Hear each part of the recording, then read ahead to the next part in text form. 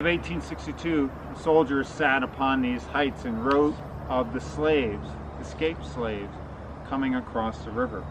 He said, almost any hour from the hill where I sit, one can count a half a dozen of them rafting their way across the Rappahannock, coming, as they say, to be free.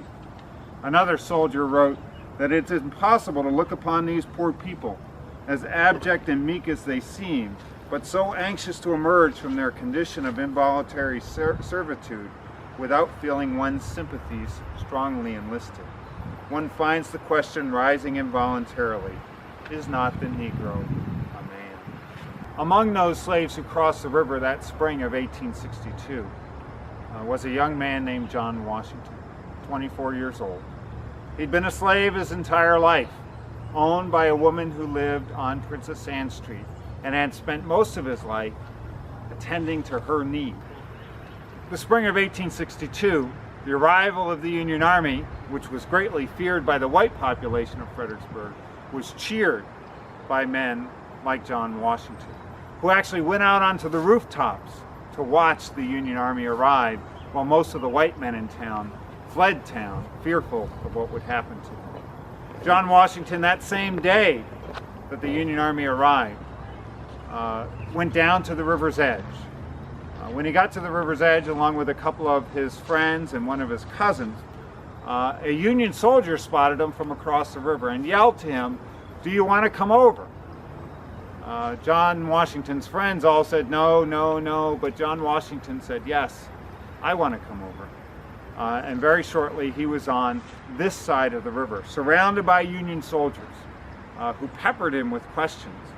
John Washington was a very light-skinned man. And one of them said to him, "You ain't a colored man, are you?" And John Washington said, "Yes, I am. I've been a slave all my life." And then the soldier asked him, "Do you want to be free?" And John Washington said, "By all means." And that night, as he later wrote, would be the first night of his freedom.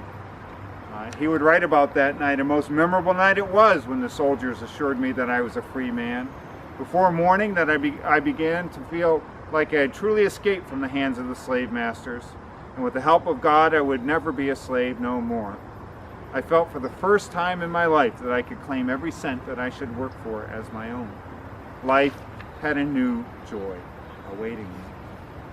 Months later, after serving for a time as a camp servant for Union generals in the Union Army, John Washington fled Fredericksburg a second time, with the Union Army this time. And he came to this spot overlooking the river, near Chatham, and he looked back on the town. He was leaving behind his pregnant wife.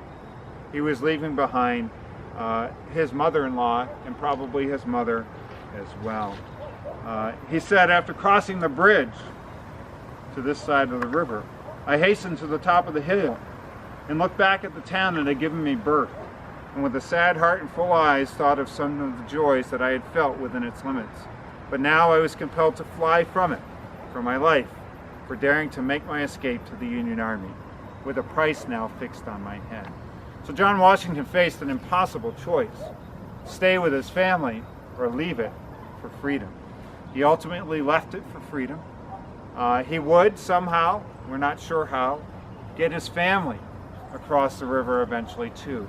And they all traveled to Washington, D.C., where John Washington would live for 48 more years as a sign painter, before moving off to Massachusetts, where he would die and be buried in Cohasset, Massachusetts.